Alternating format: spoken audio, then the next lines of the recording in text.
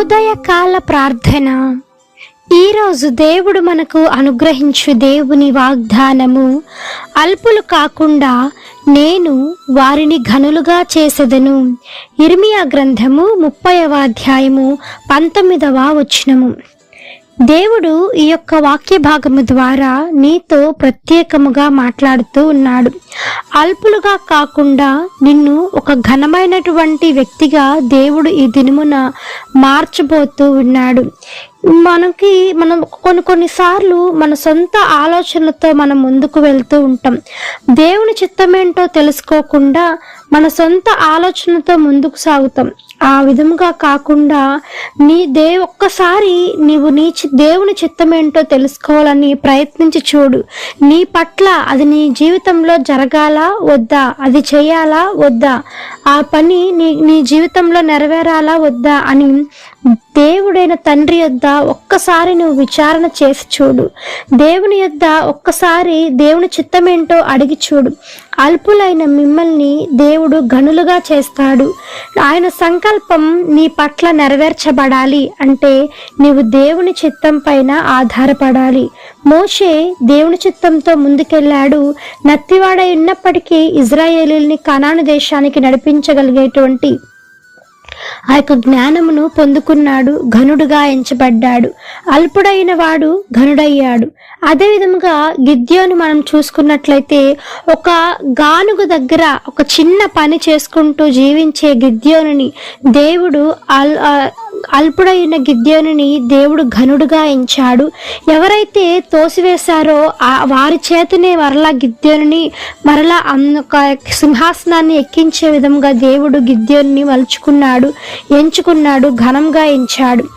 ఇంకా మనం చూసుకున్నట్లయితే యాకోబు మొదట మోసగాడు, తర్వాత ఆ మోసగాడు అయినప్పటికీ దేవుని చిత్తమేంటో ఎప్పుడైతే తెలుసుకున్నాడో యాకోబు ఇజ్రాయేలుగా మార్చబడ్డాడు, ఘనుడుగా ఎంచబడ్డాడు. ఈ విధముగా పౌలు గారు అయితే ఇంకా ఆయన గురించి మనం చెప్పనవసరం లేదు. ఆయనకున్నటువంటి సమస్తాన్ని కూడాను పౌలు ఎప్పుడైతే పెంటగా ఎంచుకున్నాడో, అదొక చిన్నగా ఎంచుకున్నాడో, పక్కకు తోసేశాడో, దేవుడు పౌలుని గొప్పగా ఎంచాడు. మరి అదే విధంగా వీరందరూ కూడాను ఊరికే ఘనులుగా అవ్వలేదు కదా. ఎన్నో కష్టాలు పడ్డారు, ఎన్నో అవమానాలు పడ్డారు, నిందలు పడ్డారు. వాటన్నిటినీ ఓర్చుకొని వారు అనుకున్నటువంటి స్థానాన్ని, దేవుని చిత్తాన్ని వారు నెరవేర్చారు. దేవుని సంకల్పాన్ని వారు ముగించారు. కాబట్టి దేవుడు అల్పులుగా ఉన్న వారిని ఘనులుగా చేశారు.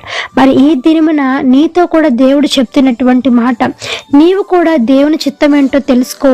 నీలో ఉన్న బలహీనతలు నీవు పోగొట్టుకొని ఆ బలహీనతలు తప్పులను దేవుని యొద్ద వదిలిపెట్టి దేవుని యొక్క జరగవలసిన పని, ఆగిపోయిన పని ప్రతి ఒక్కటి కూడా దేవుని చిత్తమేంటో అడిగి ఆయన చిత్తానుసారంగా నీవు జీవించి చూడు.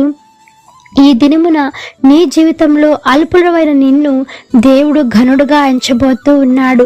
అధికారుల మధ్యలో కూర్చోబెట్టబోతూ ఉన్నాడు. అందనాన్ని ఎక్కించబోతూ ఉన్నాడు. నిన్ను గొప్ప వ్యక్తిగా మార్చి, అనేకులకు మాదిరికరంగా నిన్ను మార్చి, నిన్ను జీవించి ఆశీర్వదించునుగాక. ఆమెన్. ఈ యొక్క వాగ్దానము ప్రతి ఒక్కరి జీవితంలో నెరవేరాలని కోరుకుంటాం. అందరం కలిసి ప్రార్థన చేద్దాం. ప్రార్థన. మమ్మలను మిక్కిలిగా ప్రేమించిన మా ప్రియ పరలోకపు తండ్రి, మీ ఘనమైన పాదములకు వేలాది వందనములు, స్తుతి స్తోత్రం చెల్లిస్తున్నాం దేవా. ఆశ్చర్యకరుడవు, ఆలోచనకర్తవు, జీవాధిపతి మీకు స్తోత్రం తండ్రి. పరిశుద్ధుడు పరిశుద్ధుడు పరిశుద్ధుడు అని నిత్యము సకల దూతల చేత కొనియాడబడుచున్న యేసయ్య, మీ బంగారు పాదములకు వేరకట్లేని వందనములు, స్తుతి స్తోత్రములు తండ్రి.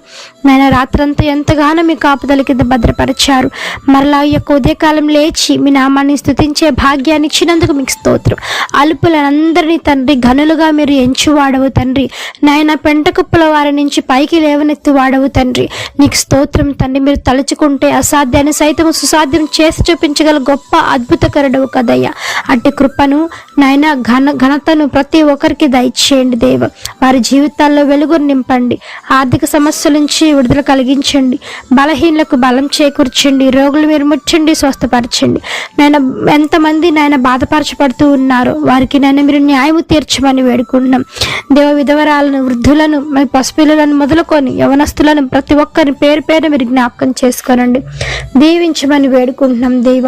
తండ్రి యొక్క ఉదయకాల ప్రార్థనలో ఎంతమంది ఏకీభవిస్తూ ఉన్నారు, అధికమైన రెట్టింపు మేలులు ఆశీర్వాదాలతో మీరు నింపమని వేడుకుంటూ కుటుంబాలలో శాంతిని, సమాధానమును, ఐక్యతను దయచేయండి. వ్యసనాల భార్య నుంచి విడుదల కలిగించండి దేవ. సహాయం చేయండి. పరీక్షలకు వెళ్తున్న వారికి నేను మంచి జ్ఞానంతో నింపండి, విజయం చేకూర్చమని వేడుకుంటూ యేసు నామమున అడిగి వేడుకొని పొంది ఉన్నాము తండ్రి, ఆమేన్. ప్రార్థించండి, విశ్వాసం ఉంచండి, మీరు తప్పకుండా అద్భుతాలను చూస్తారు. దేవుడు మిమ్మల్ని దీవించును గాక. ఆమేన్. God bless you.